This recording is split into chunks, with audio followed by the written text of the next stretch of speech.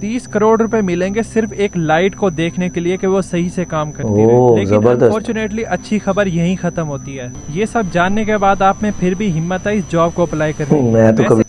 Hello दोस्तों, तो कैसे हैं आप? आज मैं आपके लिए एक ऐसी वीडियो पर रिव्यू लेकर आया हूं जिसमें आपको 1.2 मिलियन डॉलर की जॉब का बताया जाएगा और वो जॉब कैसी है, क्या आप करना चाहेंगे। लेकिन इस जॉब को करने के लिए, इस जॉब को हासिल करने के लिए आपको करना क्या पड़ता है और इसमें क्या खतरात हैं, आज इस वीडियो में हम देखेंगे। और दोस्तों लास्ट में इस वीडियो पर रिव्यू भी देंगे। तो चलिए दोस्तों स्टार्ट करते हैं अपनी इंटरेस्टिंग वीडियो।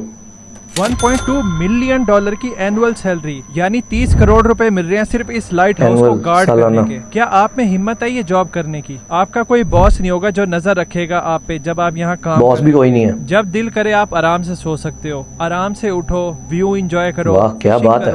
आपका काम ये होगा सिर्फ ये मेक श्योर करना कि लाइट हाउस के ऊपर वाली लाइट सही से काम करती रहे। बस यही काम है। 30 करोड़ रुपए मिलेंगे सिर्फ एक लाइट को देखने के लिए कि वो सही से काम करती रहे। लेकिन अनफॉर्चुनेटली अच्छी खबर यहीं खत्म होती है और बुरी खबर यह है कि ये दुनिया की सबसे खतरनाक जॉब है, ज़ुमान लाइट हाउस को गार्ड करना, क्योंकि ये समंदर के बीचों बीच है। इससे पहले आप लोग इस जॉब के लिए अपने सीवियां भेजो। ये बात भी सुन लो कि आपसे इधर कोई बंदा भी बात नहीं करेगा, हर तरफ लोनलीनेस होगी। और सबसे खतरनाक बात तो ये है कि इस एरिया में बहुत ज्यादा गंदे तूफान आते हैं और जो तूफानी लहरें होती हैं वो तो 10 मीटर ऊपर तक टकराती हैं टावर से। ये तो बहुत हाइट है। में जान जाने का भी खतरा हो सकता है। ये पिक्चर ली गई थी रेस्क्यू ऑपरेशन करते हुए। यहाँ पर साफ देखा जा सकता है कि लाइट हाउस का कीपर किस तरह तूफान से घिरा हुआ है। अगर ये तूफानी लहरें पूरे तरीके से लाइट हाउस को कवर कर लेती तो उसकी जान को भी खतरा हो सकता था। ये सब जानने के बाद आप में फिर भी हिम्मत है इस जॉब को अप्लाई करने की? मैं तो कभी भी नहीं करूंगा। गरीब जॉब को देखने के बाद आपके जहन में भी ये सवाल आ रहा होगा कि इस लाइट हाउस को बनाया ही क्यों गया है और ये बात क्यों जरूरी है कि लाइट हाउस की लाइट हमेशा जलती रहनी चाहिए। इस चीज के लिए देखना पड़ेगा कि लाइट हाउस की शुरुआत कैसे हुई। तो ये बात है एंशिएंट ज़माने की,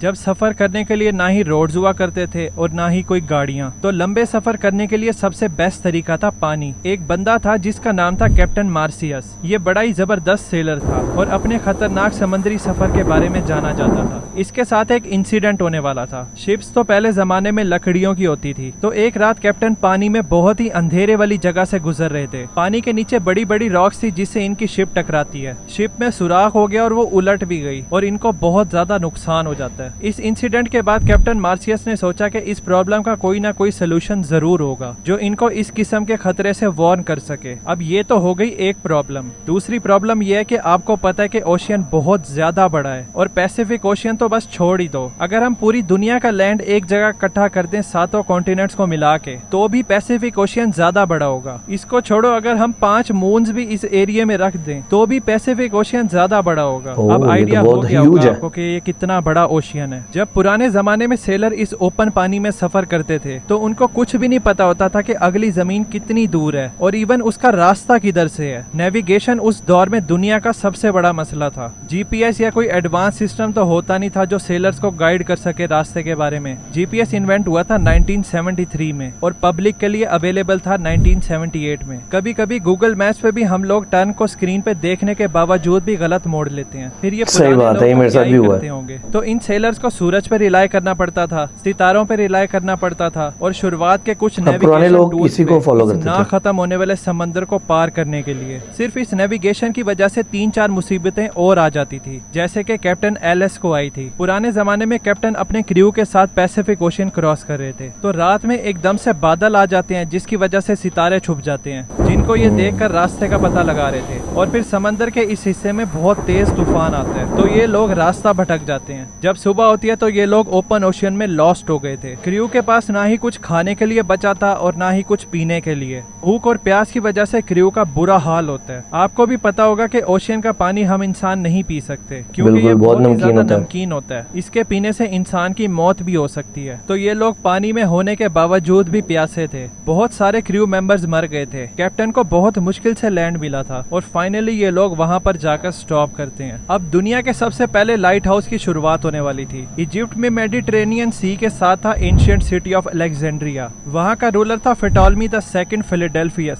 इसका किंगडम उस टाइम एक प्रॉपर हब था ट्रेड कल्चर के लिए, लेकिन इस किंगडम के लिए सबसे बड़ा मसला था इसकी लोकेशन। अगर आप इस पिक्चर को गौर से देखें तो शहर के किनारे पे जाने के लिए यहाँ से गुजरना पड़ता था, और इसके साथ में देखें कि कितने सारे पत्थर हैं। जब ट्रेड करने वाली शिप रात के टाइम इस जगह से तेज रफ्तार से गुजरती थी तो ये पानी के नीचे नोकदार पत्थरों से टकराती थी। ये शिप्स डूब जाती थी और इनके कार्गो भी जाया हो जाते थे, जिसकी वजह से इनके किंगडम को बहुत ज्यादा नुकसान हो रहा था। किंग पेटोलमी ने अपने किंगडम की मैरीन ट्रेड रूट की सेफ्टी के लिए उस टाइम के एक्सपर्ट और ब्रिलियंट आर्किटेक्ट सोस्ट्रेटस ऑफ सिनिडस को बुलवाया और उनसे इसके सोल्यूशन के लिए मदद मांगी। दोनों ने मिलकर बहुत ही जबरदस्त प्लान बनाया, एक रोशनी के बड़े से मीनार को बनाना जो शिप्स को गाइड किया करेगा सेफ्टी की तरफ, और साथ ही इनको वार्न भी करेगा पानी के लहरों के नीचे मौजूद खतरे से। डिटर्मिनेशन के साथ सोस्ट्राटस काम शुरू कर देते हैं, लेकिन इनको ये नहीं पता था कि जो चीज ये बना रहे हैं वो one of the greatest engineering Marvel बनने वाला है एंशिएंट वर्ल्ड का,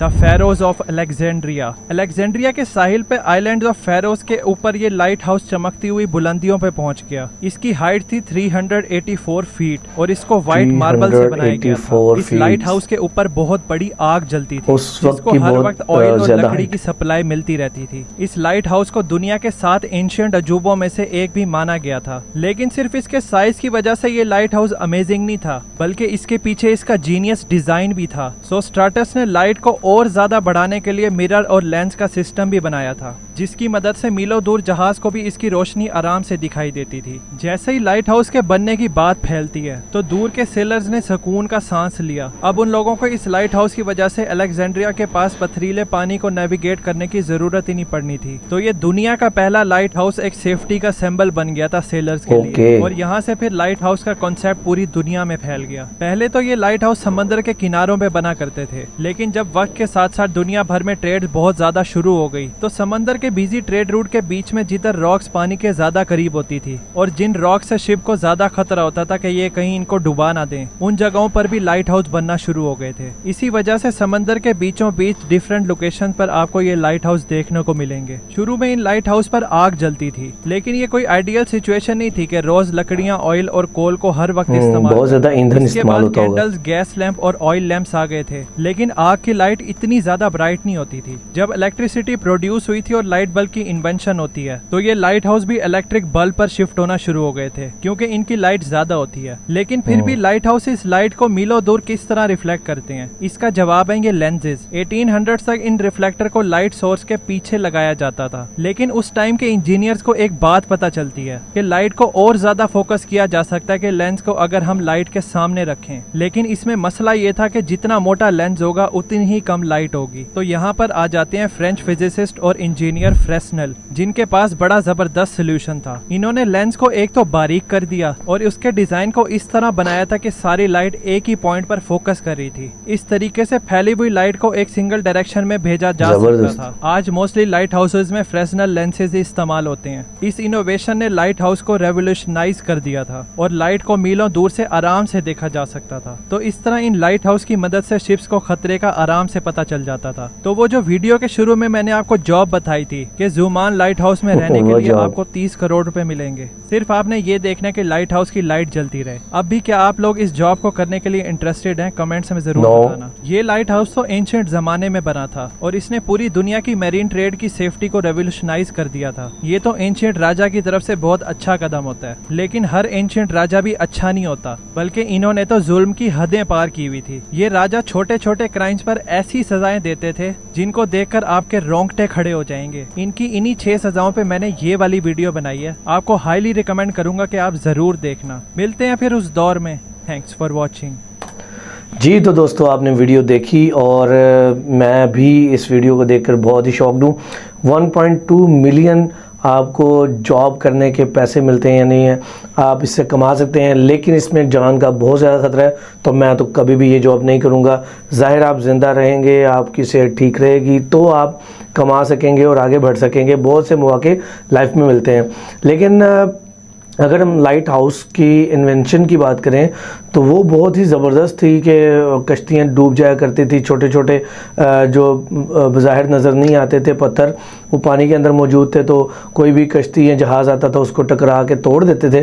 तो उसकी सेफ्टी के लिए फिर नेविगेशन ट्रेस करने के लिए, एक जगह को मुख्तस करने के लिए या उसको उसकी डायरेक्शन को समझने के लिए लाइट हाउसेस का जो है वो वजूद जो है सामने लाया गया, उसको मेक किया गया, बिल्ड किया गया। तो ये बहुत ही उस वक्त की यूनिक चीज़ थी और आज भी इस चीज़ को बहुत ज़्यादा लोग फॉलो करते हैं, इससे फ़ायदा भी होता है। और एक लाइट हाउस के बाद बहुत से लाइट हाउसेस बने। तो बहुत ही इंटरेस्टिंग वीडियो रही दोस्तों, आपको कैसी लगी आप कमेंट सेक्शन में बताइएगा। और आप नेक्स्ट किस वीडियो पर रिव्यू देखना चाहते हैं उसका नाम भी कमेंट सेक्शन में ज़रूर लिखिएगा, तो मैं आपके लिए रिएक्शन वीडियो लेकर आऊँगा। तब तक के लिए अल्लाह हाफिज़।